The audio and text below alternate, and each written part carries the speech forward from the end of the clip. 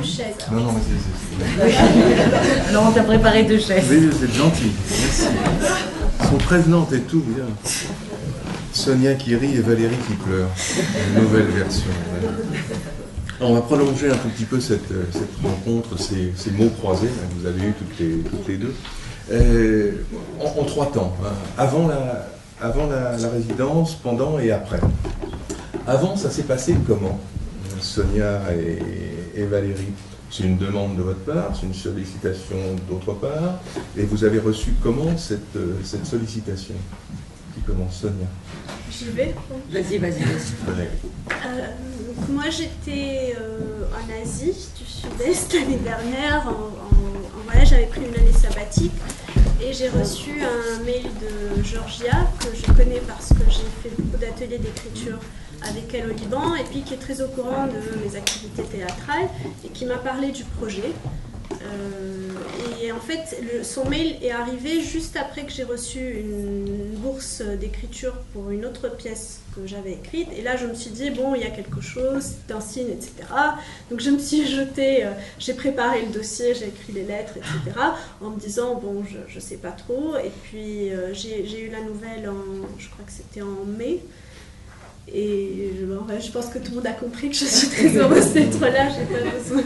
Voilà. Paris, c'était une envie, pas plus que ça, vous connaissiez déjà, pas bien, très bien, un peu? Enfin, moi j'y venais surtout en vacances, parce que j'ai de très bonnes amies qui vivent là, mais je n'avais jamais vécu ici, donc c'est tout à fait un autre rapport à l'espace, quoi. Sonia Je me souviens plus, ça s'est fait très très vite en avril, à la fin d'un spectacle au Tarmac.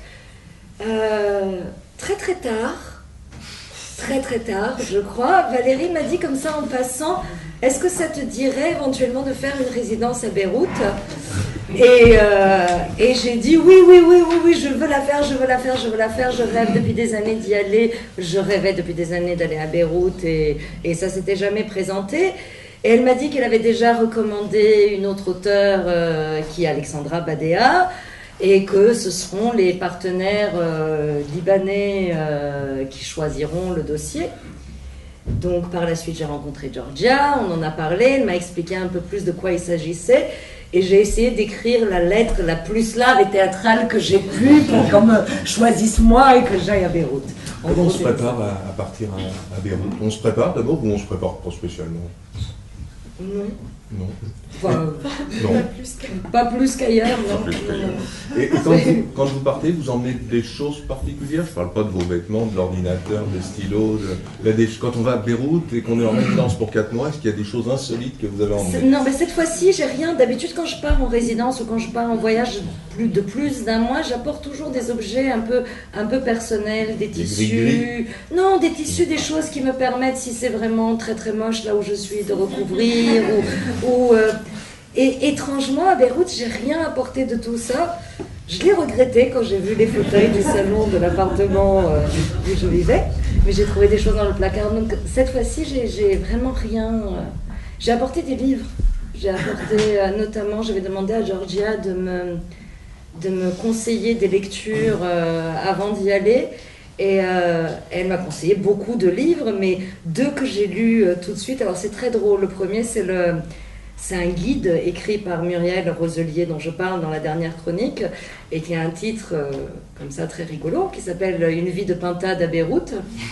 Et en commençant à lire, ça parlait beaucoup des salons d'épilation et des brushing et des choses comme ça. Je me dis « Oh non, je ne vais pas me taper 250 pages d'épilation et de massage ». Mais c'est pas du tout ça, c'est Muriel Roselier, journaliste et connaît bien la région, et donc elle a vraiment les aspects sociologiques, la manière dont elle les aborde, c'était très utile et très intéressant. Et puis j'ai pris aussi l'autre livre à l'extrême opposé dans le titre que Georgia m'a recommandé, qui est Le Proche-Orient éclaté de Georges Corme.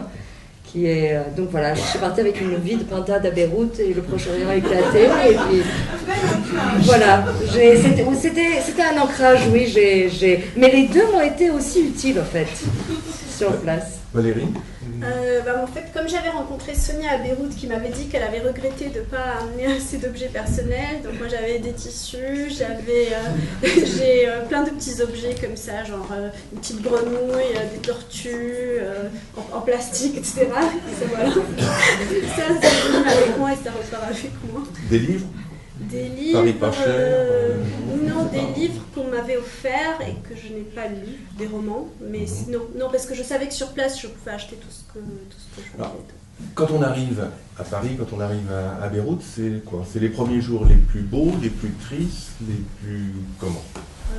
Moi j'ai été très vite propulsée en fait, c'est-à-dire qu'on est venu me chercher à l'aéroport, Evelyne est venue me chercher à l'aéroport, j'ai passé l'après-midi dans l'appartement et le lendemain j'ai été assistée à des répétitions d'un spectacle que je ne pourrais pas voir ici.